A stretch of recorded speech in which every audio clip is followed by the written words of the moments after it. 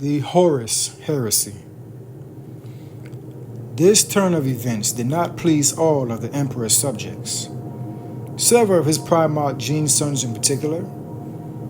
In the final stages of the Great Crusade, the emperor's most trusted son, Horus, succumbed to the temptation of chaos. This seduction had been set in place over long solar decades by Primarch Lorgar and his Word-Bearer Legion. The idea of the pilgrimage, a journey to the legendary place where mortals could directly interact with the gods, was an ancient mythological trope on many human-settled worlds of the Milky Galaxy, including Lorgar and the Word-Bearers' homeworld of Koikis. Of course, such a place, the Warp, did exist, and one could discover the primordial truth of the universe there, that the Immaterium was dominated by the powerful psychic entities known as the Chaos Gods. Prompted by the so-called pilgrimage of Lorgar to discover whether or not the gods once worshipped the adherents of the old faith of Koikis actually existed, Lorgar journeyed with the World-Bearers Legion, serrated some chapter to what was then the fringes of known imperial space as part of the 1301st Expeditionary Fleet of the Great Crusade. At this time, Lorgar had not yet fully fallen to the corruption of chaos. Though he had turned against the Emperor of Mankind as a deity no longer worthy of his worship after the Emperor and the Ultramarines had personally humiliated him and the entire Word-Bearers Legion on the world of Kur, 43 Terran years before the start of the Horus Heresy. The Emperor had come to Kur personally with his regent, Malkador the Sigillite, after ordering the Ultramarines to destroy the Kurian city of the Marquis, where the Emperor was worshipped as a god as a result of the teachings of the Word-Bearers. He made his displeasures known to Lorgar about the Word-Bearers spreading the religion of the Emperor, worship to every world they brought into the Immaterium, in direct contravention of the atheist philosophy of the imperial truth. The Emperor forced the entire legion to kneel against their will through the use of his psychic might, and then explained that they were the only Astartes legion to have failed his purpose during the Great Crusade. After this humiliation, Lorgar, on the advice of his first captain Corfaron and the Word-Bearer's first chaplain Erebus, both already corrupted by chaos, decided to undertake a pilgrimage to discover if the gods they worshipped by the ancient old faith of Koikis were real and worthy of the Word-Bearer's faith and allegiance. Lorgar believed that the Emperor was wrong to condemn humanity's natural instinct to seek out the divine as an unworthy superstition, and he intended to discover if there were truly deities worthy of mankind's respect. To this end, though Lorgar no longer had any love or loyalty for the Emperor, he and his 16th Legion rejoined the Great Crusade, but only so for their efforts to serve as a front for their pursuit of the pilgrimage. The Word-Bearers were also accompanied by his pilgrimage by 5 members of the Legio Custodes, who had been set by the Emperor to watch over everything the Word-Bearers did to prevent them from falling back into error. The Word-Bearers' pursuit of any scrap of information that could be found on the primordial truth or the nature of the place where the gods and mortals could mingle ultimately led the 1304th Expeditionary Fleet to the Cadia system near the largest warp storm in the universe, later known to the Imperium as the Eye of Terror. The Expeditionary Fleet's master, as Astropaths, advised Lorgar that unusual voices in the warp were heard in the vicinity of the Great Warp Rift. Voices that spoke directly to the Primarch as well. which were the voices of the chaos entities within the immaterium. It would be in Cadia's system that Lord God would learn that his suspicions had been correct, and that all of his religions across the galaxy that possess so many similarities to the Colchian faith were not coincidence, but expressions of worship in the universal truth that the existence of chaos. The decision was made to hold the orbit over Cadia and for the 1301st Fleet's elements to make the planet fall on an unknown world, designated as the 1301-12. The landing force was comprised of Imperial Army, Word Bearers, Legio Custodes, and Legio Cybernetical field elements. The landing party, led by Logar, was greeted by a large number of barbaric human tribes described as dressed in rags and wielding spears tipped by filthy blades. Yet they showed little fear. Most notable were the barbarians' purple eyes, which reflected the color of the Eye of Terror itself in the spectrum of visible light. Despite the custodian vendettas protests and requests to execute the heathens, the word bearers approached the natives. A strange woman emerged from the crowd and addressed the Primarch directly, calling him by name as Logar Aurelian and welcoming him to Cadia. The woman, the Chaos Priestess, Ingethel of Cadia, would ultimately lead the Primarch down a path of spiritual enlightenment that actually marked the beginning of Logar's fall to heresy and chaos. Later, Ingethel would initiate a ritual that would set her transformed into the demon prince known as Ingethel the Ascended, and then lead the 1304th Fleet scout vessel Oros element into the Eye of Terror. Within the Eye of Terror, the serrated sun chapter of the Word Bearers Legion witnessed the failure of the ancient Aldari Empire firsthand, in the form of crone wounds that had been scourged of all life that lifted the eye of the regions of space. Ingethel, of course, lied to the Word Bearers about how the Chaos God Slaanesh had truly been formed, and warned that the Aldari had fallen and failed as a species and suffered the fall because at the moment of their ascension, they were unable to accept the primordial truth. Worship chaos. They gave birth to a god of pleasure, yet they had felt no joy at her coming. Their new god, Slaanesh, had awoken to consciousness in the 29th millennium to find its worshippers abandoning it out of ignorance and fear. In form, the Prince of Pleasure's grief was born the endless storm of the Great Eye, an echo of birth screams of the Aldari's new world and rejected God.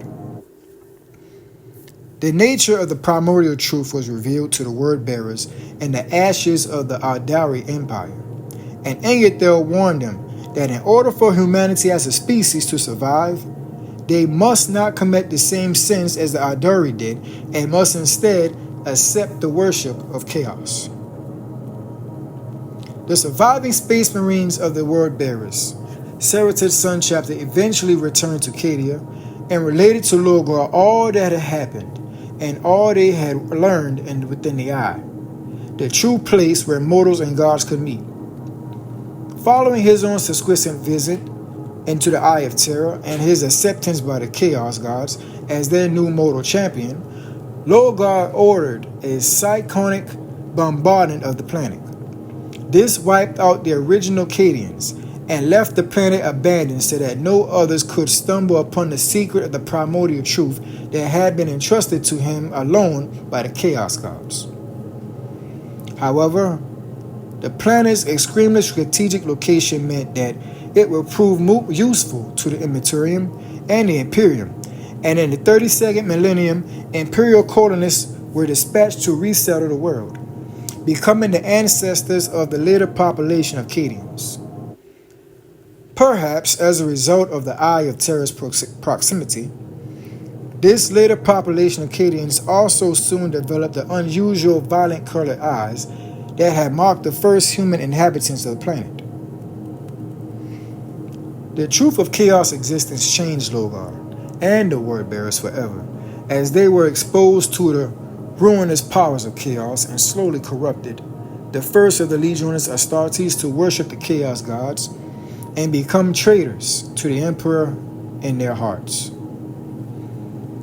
Logar and the word bearers spent the remaining years of the Great Crusade attempting to enlighten humanity about the true spiritual nature of creation, ultimately resorting to manipulation and deception to sway the 9 of the Primarchs to the cause of chaos as their gods demanded, the most notable being the War Master Horus. When it became clear that humanity could not be enlightened by chaos without first being forcibly weaned at a great place and a great price in blood from the Emperor's false imperial truth, Logar willingly helped orchestrate the events of the Horus Heresy itself. To this end, Logar used his legion's first chaplain Erebus as his agent. Erebus stole a chaos-infected blade known as Kin Branch Anathema from the branch of humanities called the Interrex during the Lunar Wolves' brief contact with that technologically advanced offshoot of mankind. When Horus and the Lunar Wolves personally arrived on the moon of the world Davin to put down a rebellion against the imperial authority led by former planetary governor Eugene Timba, Erebus made sure that the Nimba ended up in Timba's hands, where he could use it to wound Horus. Timba had become a great servant to the plague lord Nergi, and the moon of Davin was a decaying swamp filled with undead horrors like the plague zombies created from the Timba's imperial army garrison, who caused Horus and the Lunar Wolves no small amount of grief.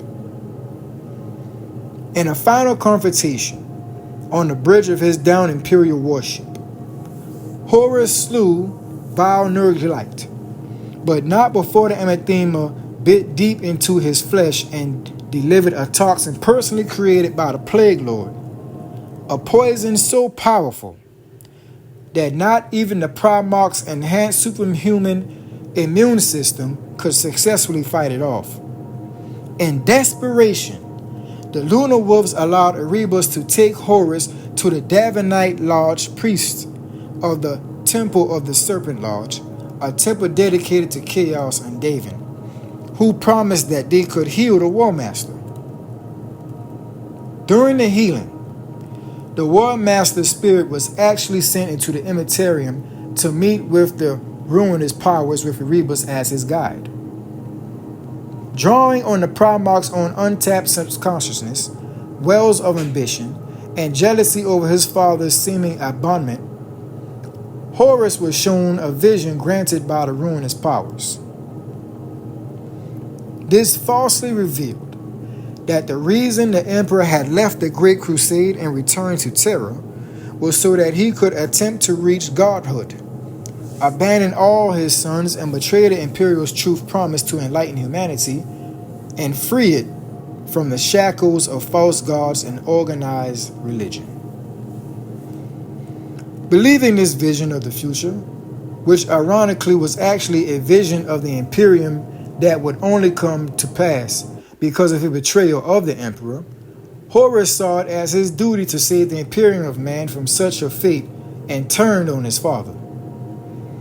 He accepted the assistance of the ruinous powers and their gods of chaos and divided in return for his rebellion against the Emperor. Having corrupted fully half of the Space Marine legions to serve the Chaos Gods, Horus then led them against the Emperor and plunged the fledgling galactic empire into a colossal civil war that lasted for 7 standard years and began with the terrible betrayals of the loyalist forces during the Battle of Istan III and Istan V. This conflict known later to generations as the Horus Heresy, became the most terrible in human history, and billions perished as the traitor legions tore apart the empire they had helped to forge. The climax of the conflict came during the Siege of Terror, when the traitors' legions and the forces of chaos that they had led unsuccessfully assaulted the heart of the imperial palace itself. Unable to breach the inner palace and the throne room of the emperor due to the sacrifices of countless loyal Astartes and the victory of Primarch Sanguinius over the bloodfather greater demon Karbonda, Horus feared that his forces were running out of time as loyalist reinforcements moved to reach Terra and relieve their compatriots. Hoping to force a final destination that would decide the course of the war once and for all, Horus deliberately dropped the void shield surrounding his flagship, the Vengeful Spirit, which stood in orbit above the imperial throne world. Throughout all the course of the Horus Heresy, the Emperor had been forced to remain on the mecrinium of the Golden Throne. At the start of the Horus Heresy, Primarch Magnus the Red had violated the edicts of Nicaea to use of sorcery, the penetratrix psychic wards of the imperial palace, and bring news of the Horus treachery directly to the Emperor. The Emperor had refused to believe Magnus' warning about his favorite son, and instead came to believe that it was Magnus who had been corrupted by chaos because of his decision to continue to use the sorcery in violation of the imperial law. The Emperor had dispatched Leman Russ and his Space Wolves Legion to bring Magnus back to Terra to account for his actions, but Horus tampered with the Emperor's orders. Horus's message to the Wolf King so enraged Leman Russ against his surrender's brother that he ordered the Space Wolves to launch an all-out assault on the Thousand Sons Legion's homeworld of Prospero. This assault, remembered as the Fall of Prospero and 004.M31, ultimately led to the fall of the Thousand Sons and Magnus to the service of the Chaos God, Sinich. In order to save both themselves and all of the knowledge they had collected over the centuries. At the same time, Magnus' spell to penetrate the Imperial Palace sacred wards had also badly damaged the Wedway project, allowing hordes of demons to glowfully punch through the Emperor's weakened psychic shield and assault the thousands of Mechanicum workers constructing the human portions of the Webway. The Legio Custodes and the Sisters of Silence were forced to fight a desperate battle to prevent the demons from pouring through the portal generated by the Golden Throne and into the dungeon of the Imperial Palace itself. While the Imperial forces were ultimately successful in fighting back the demonic assault, only the Emperor was psychologically powerful enough to keep the portal closed and the demons trapped within the human-constructed webway. With his intentions consumed by the crisis, the Emperor left the management of Horus Rebellion to Mercator the Sigillite and the Primarch Virgo Dorn of the Imperial Fifth Legion. During this time, the Emperor engaged in telepathic communications with the low-rank astropath Kai Zulain, who had been granted a precognitive vision of the Horus Heresy conclusive and the Emperor's terrible fate at the hands of his best beloved son. During the psychic communications, the Emperor revealed he not only had already known that his ultimate fate would be, but had come to accept it as the price of his failure of his ambitions for humanity.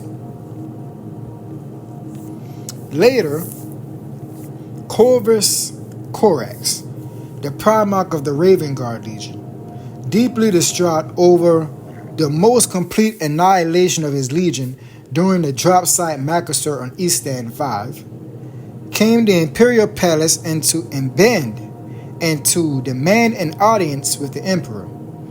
diverting some of his attention from the strenuous task of maintaining the psychic defenses of the Terra from which the breach of the webway. The Imperial telepathically imbued the secrets of creating Astartes into his son's mind. Corax then began rebuilding the Raven Guard using these techniques to rapidly accelerate Astartes' development. Though his efforts were ultimately corrupted by the insidious actions of the Alpha Legion, the Raven Guard would remain one of the so-called Shattered Legions throughout the rest of the Heresy and would play little further part in its outcome. After 5 standard years of protecting human world from the consequences of Magnus' webway breach while seated on the Golden Throne, the Emperor began to exhibit the first signs of physical fatigue. As the psychic strain worsened, his nose would sometimes bleed, and his image would be projected even in the telepathic visions he sent to the Legio Custodes, Custodian Tribune Ra Endymion. After sensing the birth of the powerful demon-drenched Neon in the warp, the Emperor knew the war within the webway was reaching its climax, and the ultimate fate of humanity would soon be decided. He ordered the Sister of Silence to gather 1,000 psychers across the galaxy and sacrifice them to the Golden Throne. This allowed the device to be powered for a single solar day without the Emperor's presence, and he used that time to plunge into the webway and rescue the retreating Imperial forces.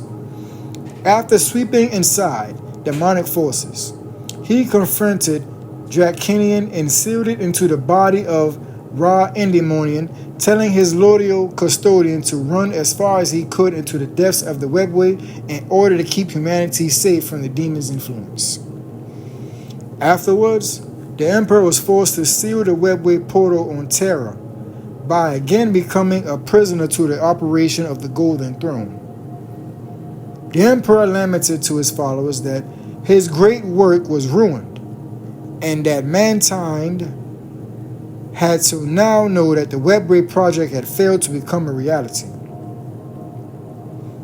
Humanity was doomed to the same fate as the Adari, ultimate extinction at the hands of the forces of chaos. Though the Emperor already knew through his present visions that Horus would be defeated at his hands, another Chaos Lord would soon take his place as the War Master of Chaos and seek to continue his mission to destroy the Imperium. To the shock of his custodian, Horus, the Emperor declared the Imperium of Man to ultimately be doomed, whether it was in a single standard year or 10,000, and for the first time admitted that even he did not know what to do to save mankind from extinction. As a result, as the Horus Heresy reached its climax with the traitorous assault on Terra itself, 7 standard years after the War Master's drive on the throne world, the Emperor was forced to remain on the Golden Throne at all times to save for a few moments when Mercator the Sigillite, the regent of Terra and the second strongest human psyker, could take his place. When the Emperor learned of Horus's action in lowering his flagship, the Vengeful Spirit's Void Shields, during the final hours of the siege of Terra, he realized that his treacherous son was actually offering an invitation to battle. The Emperor believed he had to take the war to Horus to put an end to the terrible conflict once and for all. He had Mercator the Sigillite to take his place upon the Golden Throne, to protect Terra from a demonic assault through the Imperial Webway portal that lay below the throne, and prepared a strike team of Astartes to face the War Master on his own. The last act of the bloody treachery of the Horus Heresy was played out above Terra as the Emperor led a desperate assault of Imperial Fists and Blood Angel Space Marines against Horus' chaos-corrupted flagship, using teleporter technology to make their way aboard. Primarch Sanguinius also accompanied the assault force, But the War Master's command over the powers of chaos caused the attackers to be split up and teleported to random locations throughout the massive warship. Sanguinius reached Horus first and met him in a mighty battle that resulted in his own death at his brother's hands. But not before the angelic Primarch managed to create a small gap in the War Master's terminal armor. The Emperor eventually managed to make his way to the Battle Barge's bridge. Though the Emperor was a being of unfathomable psychic and physical might, Horus had become a being of monstrous strength, bloated with the combined powers of all four Chaos Gods. The true champion of chaos undivided. Even as the Emperor remained the galaxy's ultimate champion of order. The two champions engaged one another in a tragic battle of father and son, as Horus mortally wounded the Emperor, tearing off one of his arms and shattering his internal organs, largely because the Emperor still loved Horus and could not bring himself to use the full extent of his psychic abilities to destroy his son. At the critical point in the battle, a lone Legio Custodes warrior who had accompanied the Emperor entered the battleship's bridge, having successfully caught up to his master. Horus flayed him alive, but look, using the potent powers of chaos sorcery that he now commanded. In that instant of Horus' pure cruelty and casual disregard for human life, the Emperor finally realized how truly far his favorite son had fallen into the grip of the ruinous powers, and how humanity would suffer and ultimately be destroyed under his rule.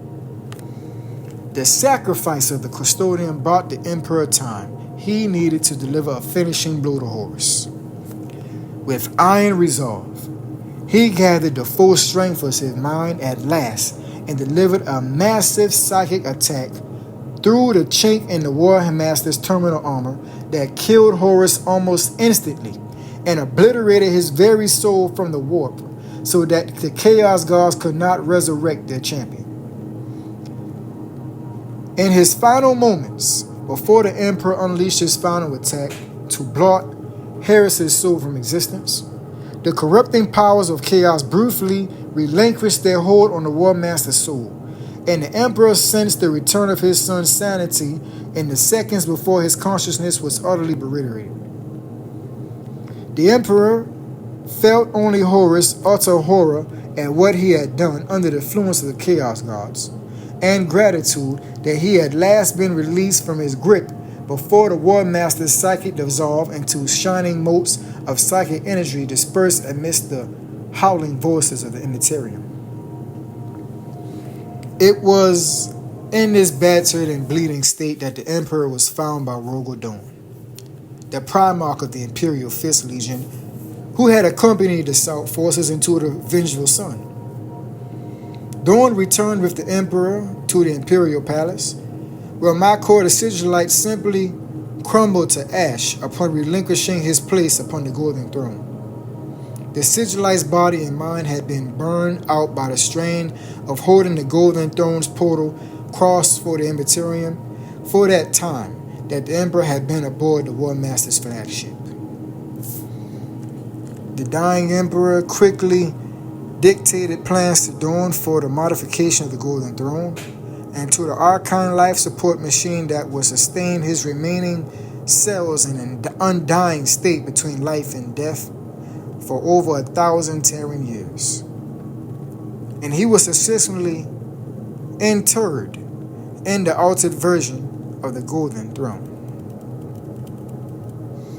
The throne's mechanisms would also allow the Emperor to maintain the beacon of the Astromonarchan and battle the influence of the Chaos Gods in the warp, so long as his mind was empowered and sustained with the psychic energies of 1,000 cycles every day, preventing demonic intrusions on Terra, helping to sustain mankind against the chaos corruptive influence throughout the galaxy. His strength rapidly failing, the Emperor had only enough time to give his first and his final brief instructions to Rogal Dorn before the Golden Throne's modified mechanisms were activated and he was placed within an unending stasis for more than 10,000 standard years. Only his mind remained active within the warp, and as his dying body continued to decay at a glacially slow pace.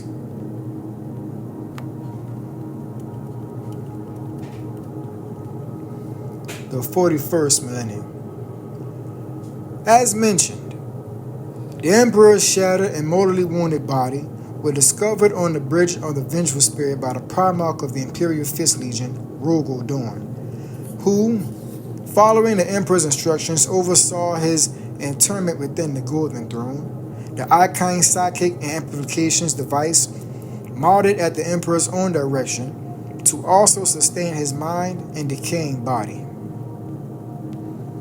The Imperial Cult, after its establishment as the state religion of the Imperium in the 32nd millennium, would rather claim that the inherent of the Golden Throne had been necessary so that the Emperor could have left the psychic and the physical plane itself behind and ascend once more to his proper place in the Immaterian as the one true God of mankind, after sacrificing himself to save humanity from the traitor Horus. The Emperor has remained on the Golden Throne since his ascension to this day, neither fully living nor wholly dead. Although the device was initially intended to be used as the nexus for the Imperial secret project to utilize the Alderia webway for the good of humanity, the Golden Throne also now functions as a complex life support device and psychiatric battery, amplified to projecting the Emperor's mind into the warp and across the galaxy. The Golden Throne itself lies in the Sanctum Imperialis, the great hall at the heart of the Imperial Palace, guarded by the companions of the Emperor, a special and highly elite bodyguard and contingent of the Adeptus Custodes. The Emperor's decaying physical form is preserved by the vast arcane machinery of the Golden Throne, which itself is maintained by a legion of tech priests. From the Adeptus Mechanicum, his psychic essence is spread across the whole galaxy through the warp, watching over as much as humanity as he can manage in the current debated state, depleted in order to keep the ruinous powers at bay. The Golden Throne is also connected to a massive psychic beacon known as the Astromonicon, which makes faster than light travel possible for the Imperium starships outlifted by a warp dive by generating a telepathic signal by which it is specialized mutant psychers known as the Navigators are able to navigate through warship base. The Astromonicon signal is the oriented and originated and directed by the Emperor's mind, but is amplified and powered by a quarter of 10,000 human psychers. These individuals are selected for their psychic prowess, their ability to control their power, and are put to the task only after undergoing a rigorous process that includes their soul binding to the Emperor to strengthen their minds against possession by demonic entities. The life force of these psychers is consumed over the course of several solar months, 1,000 of whom die every day, which means that replacements must be be found and brought to Terra aboard the infamous black ships of the Adeptus Astra Telepathica, the Imperium organization responsible for regulating humans who possess the psychic mutation. The selected psychers are, for the most part, indoctrinated to accept their fate as their sacred duty for the Imperium, for they are too dangerous to those around them to be allowed to live, and the sacrifice of their life is the greatest good that they can do in service of the God Emperor. Those who prove less willing to give themselves for the glorious cause of mankind are sedated, and their psychic life force fed to the power collection mechanism of the good Golden Throne regardless. The Imperium must survive, regardless of the daily cost in lives. It is said the emperor's existence is one of endless pain and suffering, and that in order only his utter devotion to the human race that keeps him from accepting the death he now desperately longs to embrace. Should the emperor die, then the Astromonicon will become useless, and humanity will no longer be able to safely travel throughout the warp using its current technology. Although this may be disputed by the fact that humanity traveled the stars before the emperor sat upon the golden throne during the dark age of technology.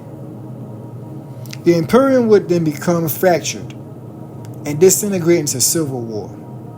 The reliance on the emperor's life force for guidance and protection, and the dedication of his subjects to prevent his death is the foundation for the emperor's divinity as held by the imperial cults and countless billions of human beings across the galaxy. Only the Astartes of the Space Marines chapters do not openly believe the emperor is divine.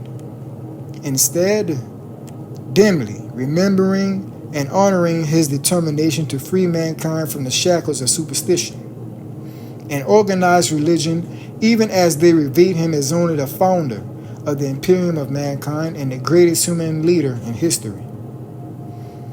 Yet, sometimes unexpected has happened. As the Imperium came under assault from the greatest conglomerate of the forces of chaos since the Horus Heresy with the unleashed abandon of the Abaddon Despoiler, 13 Black Crusade, and 999.M41, and the fall of the fortress of the world of Cadia, unleashing the Great Rift across the galaxy, and one of the Emperor's sons, Primarch Roboute Guilliman, has been reborn. Resurrected from the dreamless sleep of stasis from the Temple of Correction on his homeworld of Macragge, during the Ultramar campaign by the technological genius of the Archmagus Dominus Basarius Kral, and the power of Yenid, the Adari god of the dead. Guilliman returned to the throne world during the Terran Crusade. He entered the Imperial Palace and spoke with his father, the Emperor, for the first time in 10,000 standard years. What passed down between them remains unknown. But when Guilliman emerged, he took up the burden of leadership once more, becoming the Lord Commander of the Imperium, the de facto master of the High Lords of Terror. He launched the Indominus Crusade, spearheaded by the newly created Primaris Space Marines, to ensure that his father's empire would survive the coming of the Noctis Attenda. Yet, time may still be running out. In 999.M41, the Adeptus Mechanicus reported a terrible secret to the High Lords of Terror and the Adeptus Custodes. The highly advanced life support of the mechanisms of the Golden Throne had begun to fail, and the tech priests no longer possessed the knowledge necessary to repair them. Unless some solution can be found, or some miracle intervenes, the Emperor's mummified body will eventually die, and his mind and spirit will gutter out like a candle in the wind amidst the madness of the warp, leaving mankind all alone in the darkness, and then the predators will feast. The God Emperor. In an ironic twist of fate, for a man who fought throughout his life to move mankind away from the superstitions and religious faith, the Emperor of mankind was already being worshipped as a living deity before the start of the Horus Heresy. The Primarch Lorgar, the Wardbearers Legion, had penned a book, Lectitio Divinitatis, which laid out a compelling case for why the Emperor of mankind was not mere man, but a god made flesh. It held that no mortal being could have accomplished all that the Emperor had, and an unruling techno-barbarian tribes and nations of terror, and the man then renewing much of the human settled galaxy under his rule. Nor could a simple human being possess his extraordinary command of psychic abilities. He had advanced scientific knowledge, which had displayed an understanding of the universe on a primal level, or his immense compassion and goodwill towards all mankind. The argument proved persuasive, and before the Great Crusade had even ended, a number of different cults dedicated to the emperor worship had already sprung up, using the Lexical Divinitas as their sacred book and often adopting the arms of the time and the name of the tome of the name of their faith. The worship of the emperor as a god was strictly forbidden under the doctrine of the imperial truth and was a serious crime. The same crime that ultimately led to the humiliation of Lorgar and the word bearers upon the word of Kur, and turned towards the worship of chaos gods, instead to meet their need for faith. While Lorgar ultimately repudiated the Lexical Divinitas and replaced it with the chaos-corrupted Book of Lorgar, millions of other men and women during the dark days of the Horus Heresy increasingly turned to the worship of the emperor as a source of inspiration and strength to survive in many horrors of that time. This demonstrated power that devout worship of the emperor gave to his followers to protect themselves and others from the demonic entities of the warp only further had the spread of this new religion. Among the peoples of the Imperium, only the Space Marines of the Adeptus Astartes, who dimly remember the truth of man, from whom they are descended, do not worship the emperor as a god. They prefer instead to venerate him as a pinnacle of what humans beings are capable of and of achieving and an example to be followed.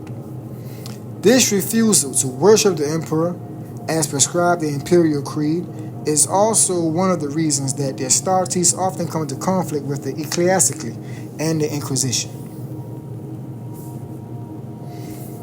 At the end of the Horus Heresy, the emperor's shattered form was interred within the cybernetic mechanisms of the Golden Throne, so that his mind could still have a physical anchor in the material universe while extended throughout the warp, eventually encompassing nearly the entire territory of the Imperium of Man. As the centuries passed, the worship of the emperor only spread further, and by the 32nd millennium and the once small cults of the emperor, worshippers had then augmented into the Imperium cult, its teeming trillions of human believers, served by the massive interstellar coterie known as the Ecclesiarchy, or more formally as the Adeptus Ministorum, after it was accepted by the High Lords of Terra as the state religion of the Imperium.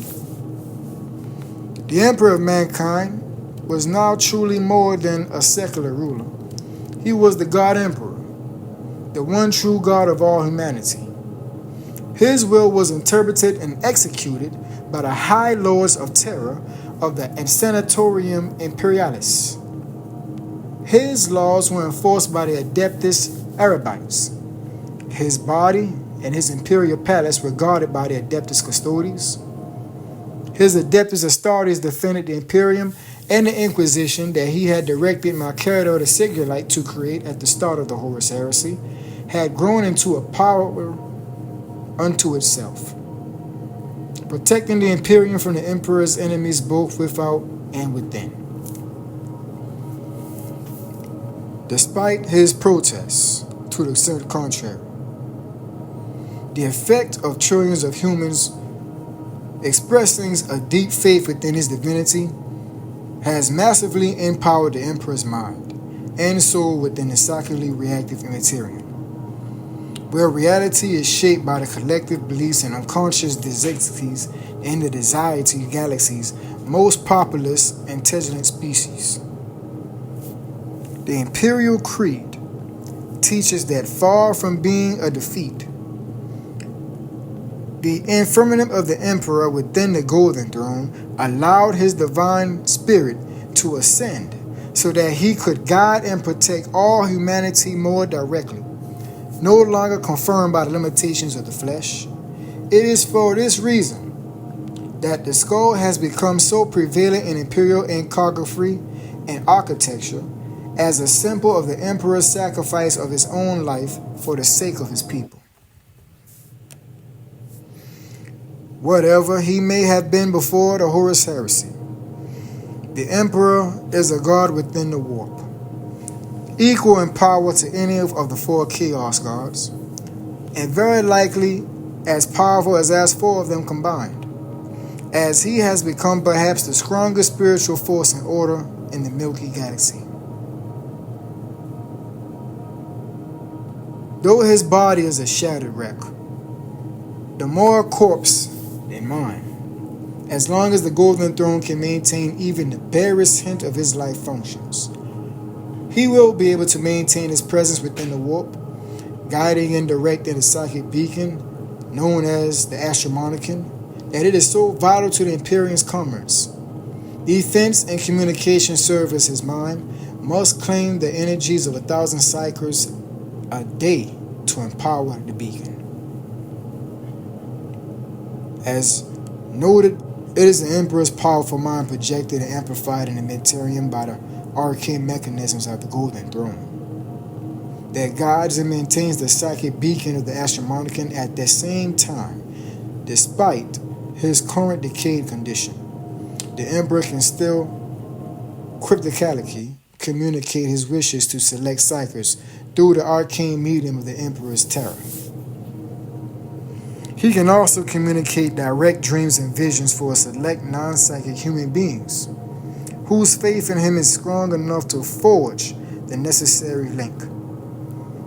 The Emperor can also provide a number of psychic protections against the powers of chaos and his demons through the connection of faith, and he may be also able to influence the psychic in the physical universe in a number of other unexpected ways. For instance, it is widely believed that in the Imperium, that the warp storm known as the Storm of the Emperor's Wrath that had appeared in the Ultimum Segmentium during the Age of Apostasy, that in the 36th millennium was directly created by the will of the Emperor. The incarnate effect of his anger over the usurpation of the Imperium's government by the tyrant High Lord Gorge Vandaria. It is also believed that the Emperor's might within the warp directly holds the power of chaos at bay, and were the Emperor to be absent from the Imperium, chaos would break through the physical boundaries of the universe, transform the entire galaxy into a realm of insanity and horror, very much like the Eye of Terror. It is also known to a very few among the highest ranks of the Inquisition that within his throne room in the Imperial Palace, the Sanctum Imperialis, the Emperor possesses the power to directly manipulate reality, including the ability to relativistically slow or even stop the arrow of time all night. Yet the God Emperor is a tormented soul, unable to interact more directly with his worshippers.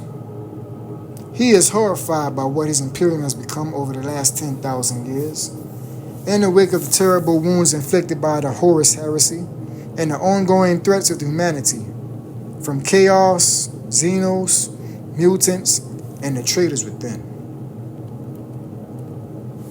The age of the Imperium has not delivered the golden age of mankind that the Emperor had hoped, and it would have resulted from all his efforts. Instead, the Imperium has delivered stability, but at the cost of technological stagnation and intellectual regression, political repression, constant exploitation at the many of the rev, fuel rabid xenophobia, and even savage religious intolerance. All of the evils humanity that the Emperor had hoped to bring to an end to have only proliferated during the 10,000 Terran years that the Imperium had ruined the human race in his name. Yet the Emperor endures in his endless pain, knowing that his death would cripple the Imperium and deny humanity both the limited guidance he can still offer and the protection he provides against chaos. The Emperor fears that without him, humanity will not survive. For this reason, despite all of its imperfections, he allows the Imperium to endure in this degraded space. On rare occasions, the Emperor works through his chosen servants to make the lot of humanity a little better. He fans the embers of hope among mankind. As the time of ending draws nigh, and the Golden Throne's mechanisms and down like a broken watch.